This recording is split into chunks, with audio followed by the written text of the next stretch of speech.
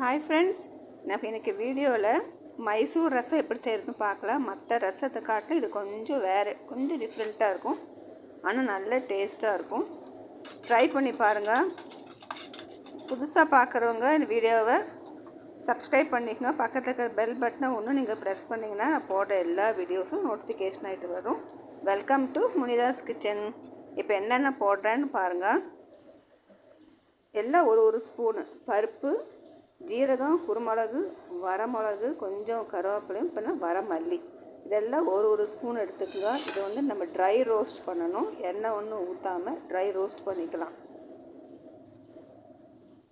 சின்ன தீயில் வச்சு கருகாமல் பார்த்து நல்லா வறுத்துக்குங்க. நல்ல ஒரு ஸ்மெல் வரும் உங்களுக்கு. அந்த சமயத்தில் நீங்கள் ஒரு டேபிள் ஸ்பூன் தேங்காய், திருகுன தேங்காய் அது கூட ஆட் பண்ணிவிட்டு வறுத்துக்குங்க. ரொம்ப கருகிற மாதிரி ஒரு நல்ல ப்ரௌன் கலராக ஒன்றும் வறுக்க வேண்டாம். சாதாரணமாக லேசாக சூடாக்கினாலே போதும். தேங்காவை ஆஃப் பண்ணிவிட்டு நம்ம மிக்ஸி ஜாரில் போட்டு கிரைண்ட் பண்ணிக்கோங்க. நல்லா பொடி பண்ணி வச்சுங்க. அதான் ரசப்பொடி. இப்போ ஒரு நெல்லிக்காய் அளவு புளி எடுத்துக்கோங்க. தண்ணி கரைச்சி அதில் பாத்திரத்தில் ஊற்றிட்டு ஒரு தக்காளி கட் பண்ணி அது இது கூட ஆட் பண்ணி நல்லா கொதிக்குங்க. கூட 1/4 டீஸ்பூன் மஞ்சள் பொடி, அளவுக்கு தகுந்த மாதிரி கொஞ்சம் உப்பு ஆட் பண்ணி நல்லா கொதிக்க விடுங்க. மூடி போட்டு கொதிக்க விடுங்க.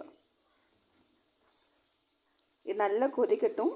இப்போ கொதித்த பிறகு நம்ம பொடி பண்ணி வச்சுக்க ரசப்பொடியை இது கூட நம்ம ஆட் பண்ணிக்கலாம்.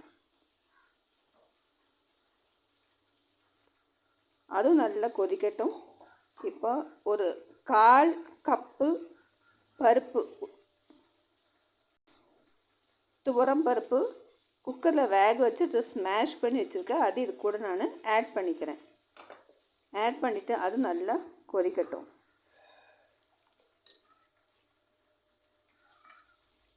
மூடி போட்டு கொதிக்க விடுங்க. இப்போ வேற ஒரு பாத்திரத்தில் தாளிச்சிடலாம். ஒரு எண்ணெய் ஊற்றி கொஞ்சம் கடுகு, கருவேப்பிலையும், கொஞ்சம் பெருங்காயத்தையும் ஆட் பண்ணிவிட்டு இந்த ரசத்துக்கு மேலே ஊற்றி டப்புன்னு மூடி வைங்க. பெருங்காயத்தோட மனம் வெளியே போகாமல் இருக்கிறது வேணி டப்புன்னு மூடி வைக்கிறோம். ரசம் நல்லா சூப்பராக இருக்கும். நீங்கள் ட்ரை பண்ணி பாருங்கள். மற்ற ரசத்தை காட்டில் கொஞ்சம் டேஸ்ட் வித்தியாசமாகவும் இருக்கும், நல்லாவும் இருக்கும் சாப்பிட்றதுக்கு.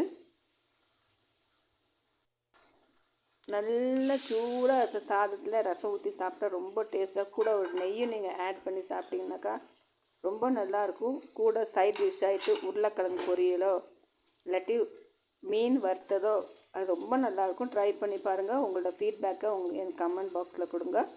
இந்த வீடியோ பிடிச்சிருந்தா லைக் பண்ணுங்கள், ஷேர் பண்ணுங்கள். இனி அடுத்த வீடியோவில் புதிய ரெசிபியோடு நான் உங்களை பார்க்குறேன். Until take care. Bye friends. உங்கள்கிட்ட ஃப்ரெஷ்ஷான மல்லித்தலை இருந்தால் அதையும் மேலே கட் பண்ணி ஆட் பண்ணிக்கோங்க.